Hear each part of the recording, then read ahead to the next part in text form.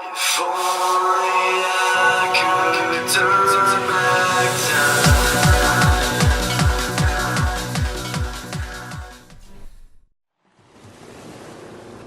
Victory over Superman was only the beginning of Aquaman's rise to power. Uniting the world's oceans under the banner of Atlantis, Aquaman had a controlling interest in the planet's ecology and economy. His influence did not escape the attention of the world's multinational corporations, who looked to end his reign.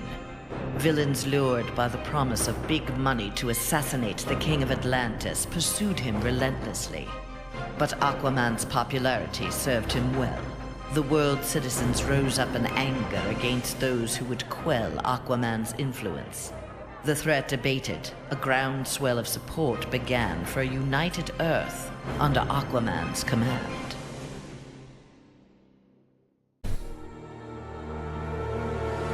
Superman's defeat did not work to Ares' advantage as he had planned. The heroes of the parallel dimension helped this world's Batman build a conflict-free utopia that left the war god famished. On the brink of death, Ares managed to imprison Brainiac 5. He forced Brainiac to create a time loop beginning with the other dimensional heroes' arrival and ending just before their victory. In this pocket of time, Ares flourished. Endless war was his to savor.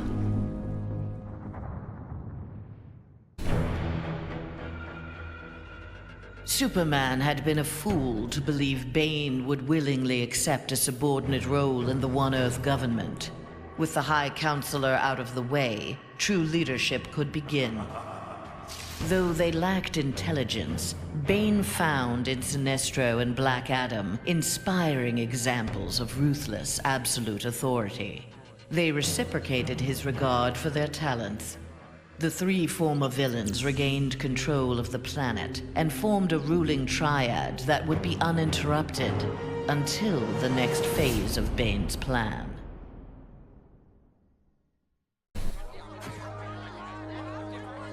Following the battle to liberate Earth, Batman learned that Luthor had bequeathed his massive fortune to Bruce Wayne. He now had the means to rebuild Gotham and Metropolis. The city's residents, inspired by their hero's efforts, adopted the slogan, "We are Batman." They contributed countless hours to their community's renovation and crime prevention. The Batman of old would have stubbornly assumed these tasks alone. The post-One Earth Batman, having been rewarded for his trust in others, enjoyed his city's renewal and his role as its benefactor.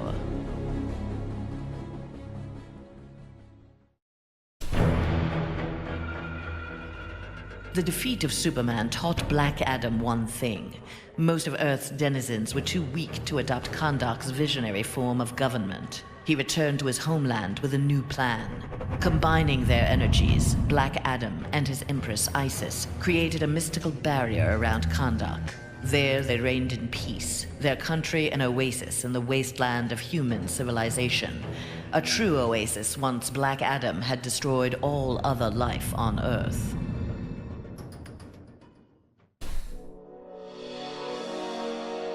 At last, Superman had paid for what he had done to Catwoman.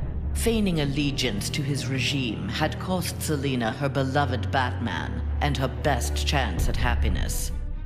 Pride and anger kept her from attempting reconciliation with Bruce Wayne, but his inspiring reconstruction of Gotham and Metropolis fostered in her a desire to remain close to him.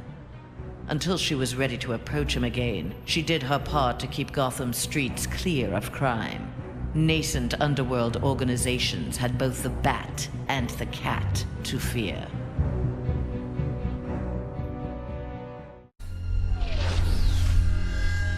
After Superman's defeat, Cyborg led the assault on the Fortress of Solitude to flush out remnants of the High Counselor's regime. The fortress was well defended, the battle intense. Cyborg was forced to use unfamiliar Kryptonian tools to make repairs to his damaged cybernetics. Enhanced with the alien technology, Cyborg found he could communicate with Superman's androids and order them to apprehend the opposition. With his army of super androids, Cyborg will bring justice to the world.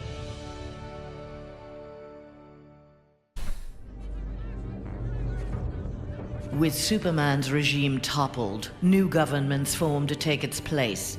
New governments meant new customers for Deathstroke, and business was booming. Soon there were more assassinations to carry out, revolutions to aid, and unrest to create than he could manage on his own. The One Earth regime's elite troopers, having committed atrocities in Superman's name, had gone into hiding from a populace bent on revenge. Impossible for most to find, but not for Deathstroke. Recruiting these renegades, he formed the New Titans, the world's premier political assassins.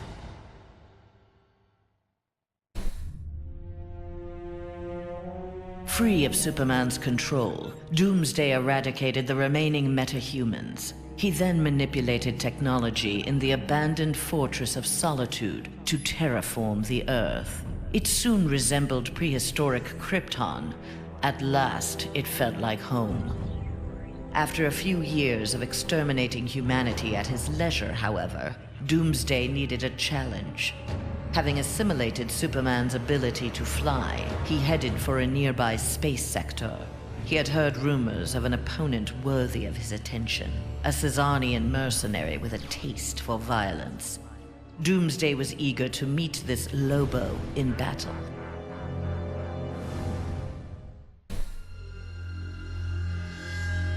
Flash had taken down the High Counselor, but the atrocities he had abetted during Superman's regime continued to haunt him. His shame eventually drove him into exile. Whether wishing to make further amends or simply unable to stop himself, Flash continued to use his powers in the pursuit of justice. Rumors of a mysterious red streak of energy that would set upon and incapacitate criminals circulated throughout Central City. While only some deduced his true name, most felt gratitude and affection for the new hero they called the Ghost.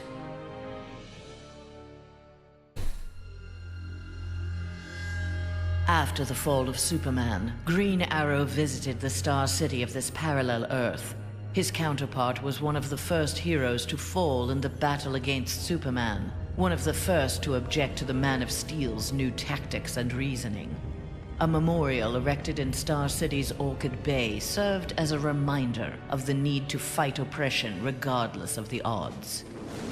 There, Green Arrow found that one citizen wasn't content to memorialize Oliver Queen in stone. With Green Arrow's training, a new Archer, dressed in crimson, took up the fallen hero's mantle. Let Star City's criminals beware. The night belongs to Red Arrow.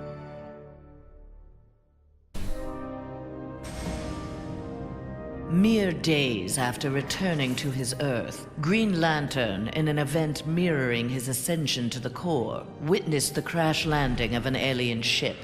Investigating the wreckage, he encountered the pilot, who claimed to be Abin Sur. But this Abin Sur wore no power ring, and referred to him in halting breaths as the Almighty One. Green Lantern tried to convince the alien of their past, that Abin Sur had named Hal Jordan, his successor, as the Green Lantern of Sector 2814. But the alien died from his wounds before Lantern could learn more of him. Lantern left immediately for Oa. The Guardians were his only hope of solving this mystery.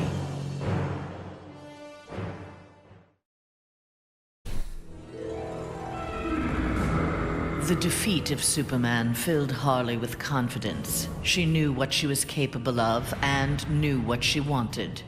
She traveled to the Visitor's Earth and freed the Joker from prison. Returning to her world, they married in a ceremony that set Gotham ablaze. At the reception, the cake-cutting ceremony took a gruesome turn. As her new husband playfully mashed her face into the cake, years of abuse took its toll. Something in Harley snapped. She used the ceremonial knife to slash Joker's throat. Still wearing her wedding gown, Harley now resides permanently in Arkham Asylum.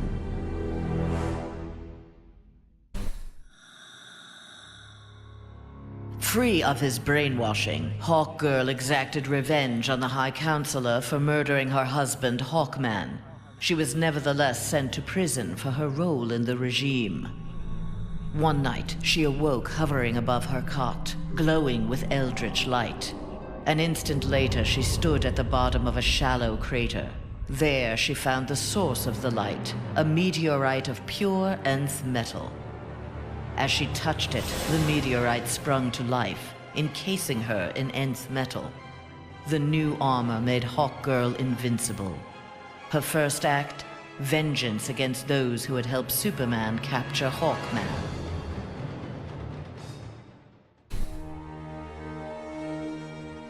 Though he had failed to elevate the Joker clan's status, Joker was convinced a similar organization could be successful in his dimension.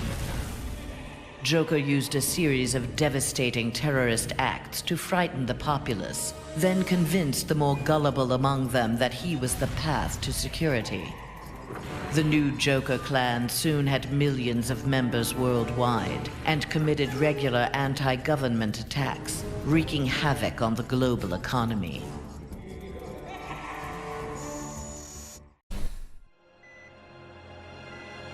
Killer Frost reveled in her victory, but her overconfidence betrayed her. Seizing the opportunity, agents of Star Labs captured her. Their scientists harnessed her freezing power in order to fortify the world's polar ice caps. But Star Labs underestimated Frost's abilities. Turning on her captors, she froze their facility and eventually the entire Western Hemisphere. The survivors now struggled to overthrow the self-proclaimed Ice Queen.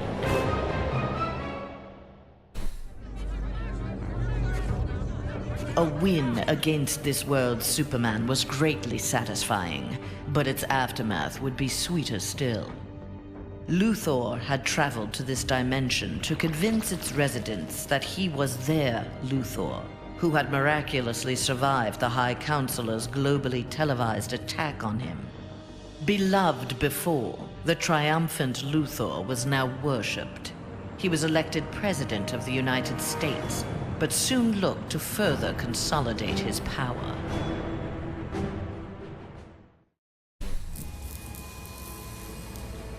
Nightwing had beaten his former boss, Superman, in single combat. Not even Batman had done that.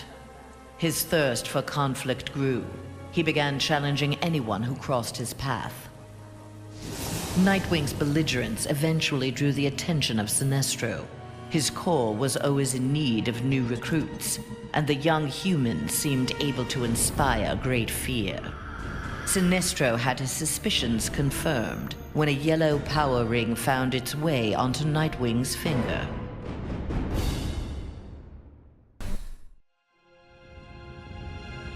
Winning the battle with Superman cost Raven dearly. The amount of demonic energy required overwhelmed her. After regaining consciousness, she looked around warily. Her immediate surroundings were a hellish ruin. Nearby stood her father, Trigon. Raven had somehow called him forth during her battle. Trigon thanked his daughter. He then summoned an army of demons and set out to destroy the rest of the planet.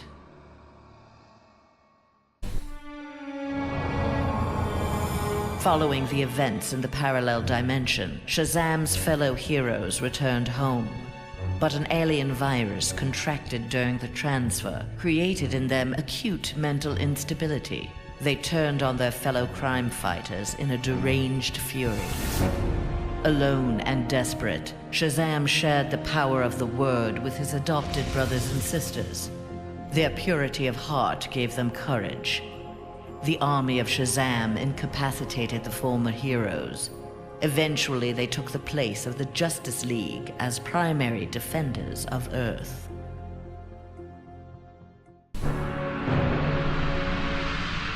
When Superman's One Earth regime proved to be a failure similar to his on Korugar, Sinestro retreated to deep space to ruminate on its demise.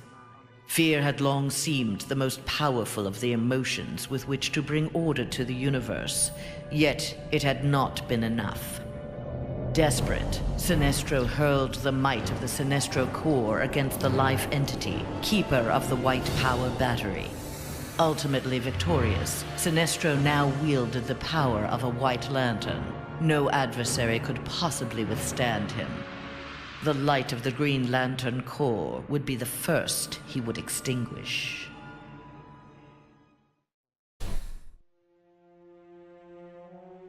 The battle over, Grundy eluded capture and returned to his swamp to heal his wounds. During regeneration, Grundy found he could channel the elemental force of the Red. All animal life would bend to his rule. His increased power also allowed him to resurrect the long-lost Grey Force. Now, instead of ruling Earth's creatures, he could simply destroy them.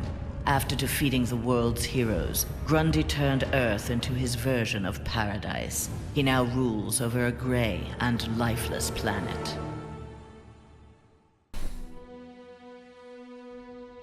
Though pleased with the outcome, Superman's battle with his duplicate left him troubled. If one Superman could go so far astray, why not another? Preventative measures were in order. After much discussion with his fellow Justice Leaguers, Superman ingested a remote-release kryptonite capsule. At any sign of instability, the kryptonite would permeate his body, killing him. The question of who could trigger the device was solved democratically. Each week, a different Leaguer would take possession of its remote control. Only Batman was denied a shift.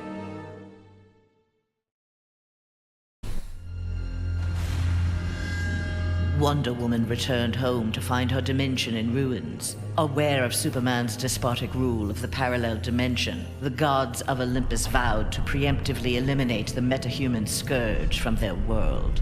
Under the direction of Zeus, they hunted down and eliminated nearly all superpowered mortals. All that remained to oppose them was Themyscira. Wonder Woman and her Amazons fought back against the Olympians with unrelenting courage. Despite heavy losses, Wonder Woman's forces ultimately prevailed. They took reign as the new Olympians, ushering in an age of peace and prosperity.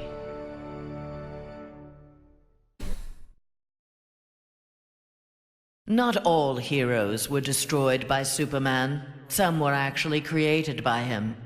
A technology wizard, Barbara Gordon had eluded detection by One Earth intelligence, feeding information to the insurgency under the code name Oracle.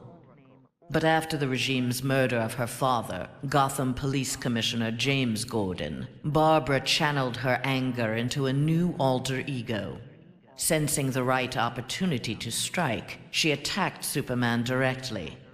By defeating the High Counselor, she had announced Batgirl to the world in impressive fashion.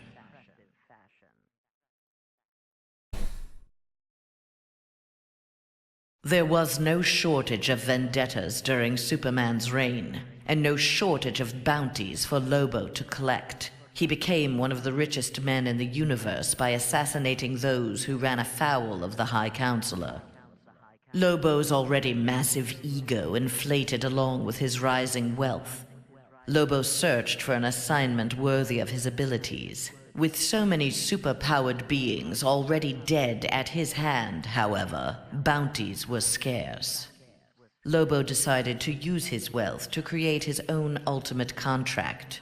He would kill the denizens of New Genesis, home of the new gods.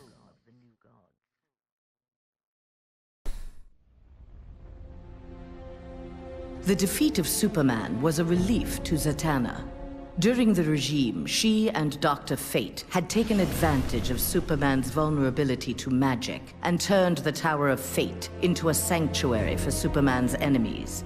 She had saved many lives, but years of subterfuge weighed heavily upon her. After the regime's downfall, Zatanna was instrumental in restraining metahumans during their trials. But when a jury recommended the death penalty for the more immutable defendants, Zatanna intervened. She took the prisoners to the Tower of Fate. There they would remain, incarcerated, but alive.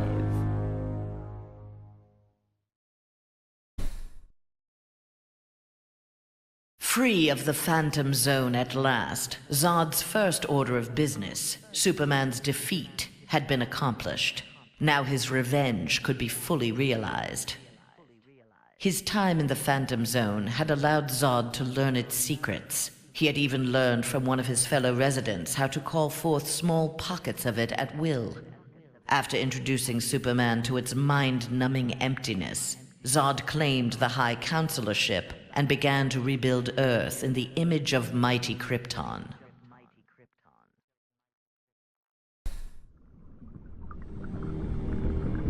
Banishing his friend and former teammate Superman to the Phantom Zone was difficult for J'onn J'onzz, but necessary.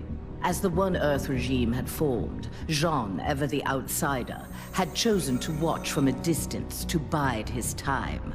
He assumed the form of an Atlantean and served as royal archivist. Aquaman little suspected that his trusted subject's uncanny ability to gather news of the surface world was the result of telepathic powers.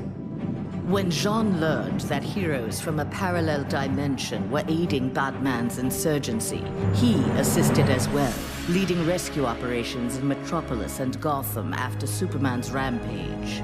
In the post-regime era, the Martian Manhunter continued to serve his adopted world, gathering the next generation of heroes to form a new Justice League.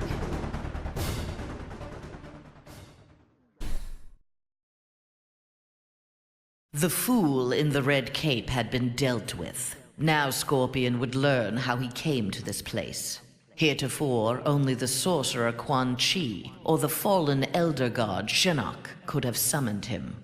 Scorpion's answers appeared in the form of Trigon, who accused Scorpion of deserting Trigon's demon army and stealing from him the glory of besting the High Counselor. The two faced each other in a titanic struggle. Scorpion emerged the victor and assumed control of Trigon's invasion force. Soon this strange new land would be his to rule.